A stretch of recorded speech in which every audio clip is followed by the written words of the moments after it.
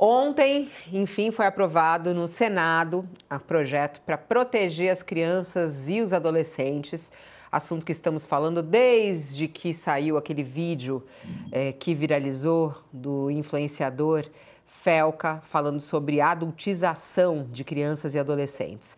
Bom, o Senado aprovou de forma simbólica o projeto da lei de adultização para proteger crianças e adolescentes em ambientes digitais. Essa discussão que vem ganhando o país. O projeto já era antigo, tinha sido apresentado pelo senador Alessandro Vieira em 2022, voltou a ser discutido depois desse episódio, passou por algumas modificações, foi aprovado na Câmara dos Deputados, voltou para o Senado, aprovado no Senado, agora vai para as mãos do presidente Lula. Esse projeto cria um estatuto digital da criança e do adolescente, estabelece que conteúdos que violem direitos da criança e do adolescente devem ser removidos imediatamente após a plataforma ser comunicada pela vítima, por responsáveis ou por autoridades. Estão incluídos nessa regra conteúdos de assédio, exploração sexual, incentivo à automutilação e também o uso de drogas, além de outros casos. Pessoas de até 16 anos só vão poder ter contas nas redes sociais caso elas estejam vinculadas aos seus responsáveis legais. Então, não basta dizer que tem ali 16 anos ou conseguiu alguma autorização, a conta vai ter que estar ligada a um maior de idade. Bom, a gente está em contato neste momento com o João Brandi, que é o secretário nacional de Políticas Digitais e que está acompanhando isso também por parte do Poder Executivo e vai nos ajudar a entender essa história. Olá, bom dia, seja bem-vindo. Boa tarde já. Boa tarde, Fabiola. Boa tarde, Josias. Boa tarde a todos que nos escutam. Bom, eu acho que é meio óbvio que Lula vai sancionar, né? Eu acho que não há dúvidas em relação a isso. O que há dúvidas é se essa lei ela é suficiente na sua análise. Olha só, Fabiola, eu acho que nós demos como sociedade um grande primeiro passo.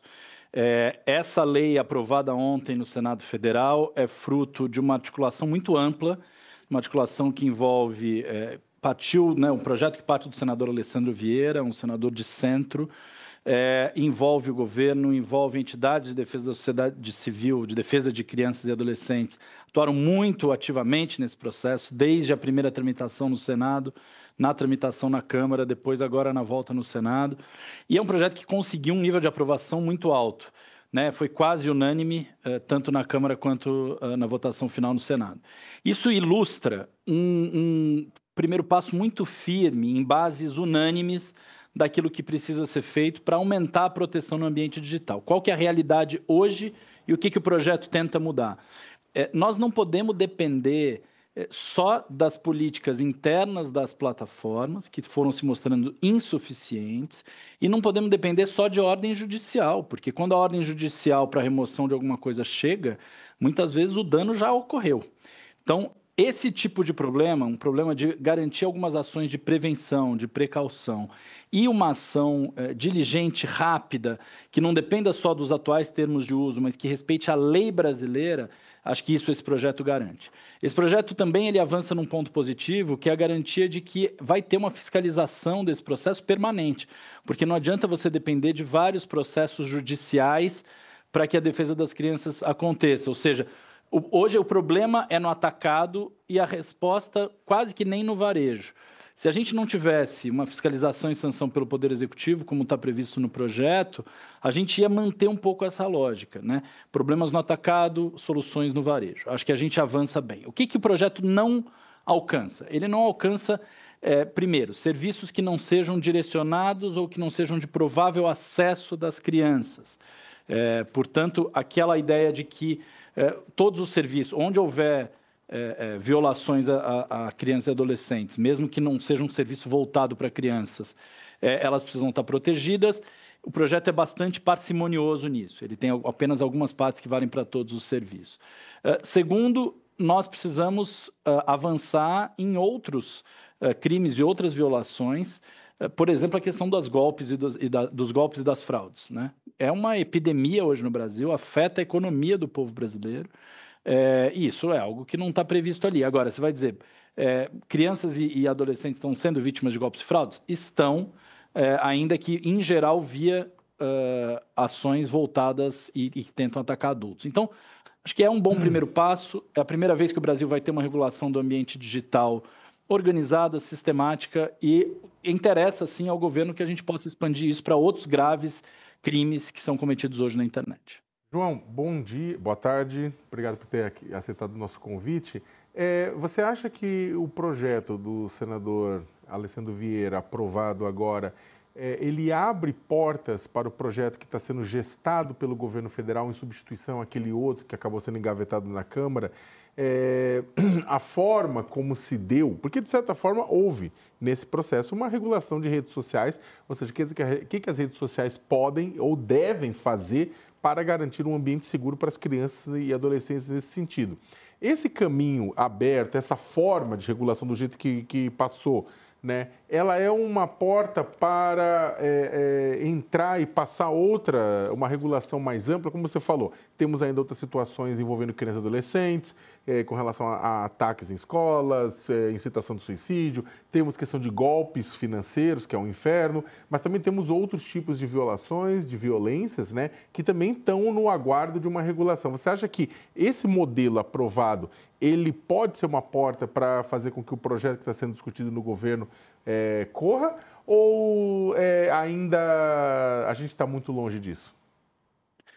Veja, Sakamoto, eu acho que o projeto aprovado, ele é uma afirmação daquilo onde existiu um consenso de base, que é a proteção de criança e adolescente. Eu acho que, graças ao bom Senhor, nós tivemos condição de avançar num consenso que deveria ser básico e que, infelizmente, estava travado por conta de discursos que muitas vezes escondem interesses comerciais ou políticos.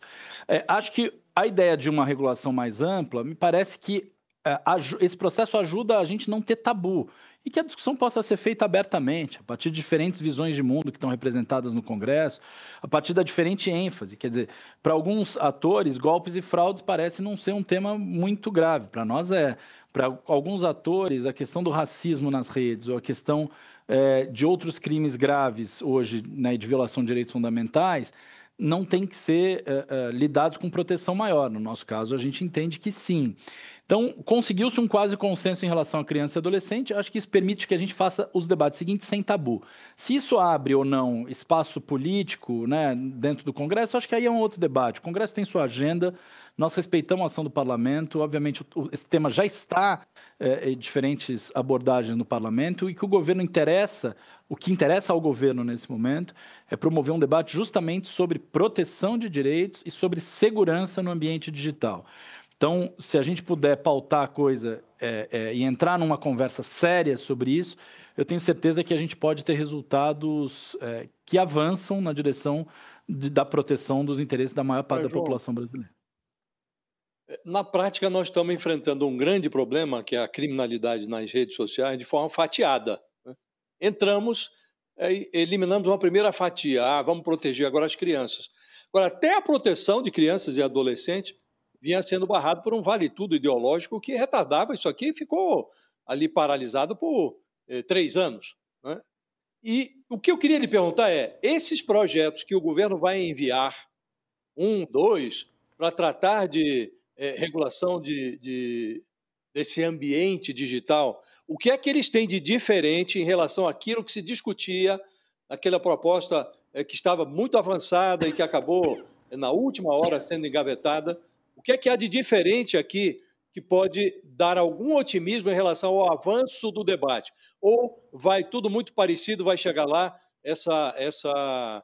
esse pedaço do legislativo que confunde proteção na rede social com censura, essa falsa alegação de que se está pretendendo eliminar a liberdade de expressão? O que é que há de diferente aqui que vai inibir esse discurso oportunista? Veja, infelizmente, discursos oportunistas vão acontecer em qualquer cenário. Se a gente lembrar, esse projeto 2628 que passou, o campo da extrema-direita, ou mesmo o campo que costuma se colocar contra esses projetos, teve que se dobrar. Primeiro veio com um discurso como se a gente estivesse promovendo um projeto que tinha violação de liberdade de expressão, quando a gente estava falando de crimes contra crianças e adolescentes do outro lado. Então, esse oportunismo vai sempre acontecer. A abordagem que o governo está pronto para apresentar é uma abordagem de proteção e segurança no ambiente digital, e acho que essa é uma abordagem também que tenta apostar num caminho mais consensual, mais amplo. Também não adianta a gente fazer um debate que sofra do mesmo tipo de tensões que a gente viveu no ambiente anterior, no tema anterior. Então, aqui não tem um foco, por exemplo, em desinformação, a não ser quando a gente está falando de fraudes, né? Fraude, você pode falar que é uma desinformação, uma fraude que, na verdade, está te levando para um site para te arrancar dinheiro. Mas aqui é porque ela já é um crime. Você tem um crime de fraude.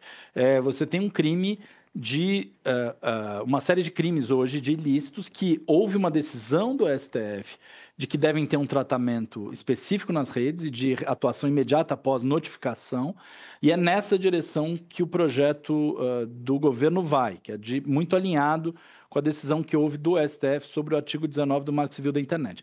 De outro lado, há um tema de concorrência, de competição econômica daqueles agentes que são relevantes no ambiente digital, e a gente também entende que dá para avançar nessa direção e poder proteger e promover a competição nesse ambiente, fazendo com que mais atores possam oferecer melhores serviços mais interessantes para o cidadão e para os usuários.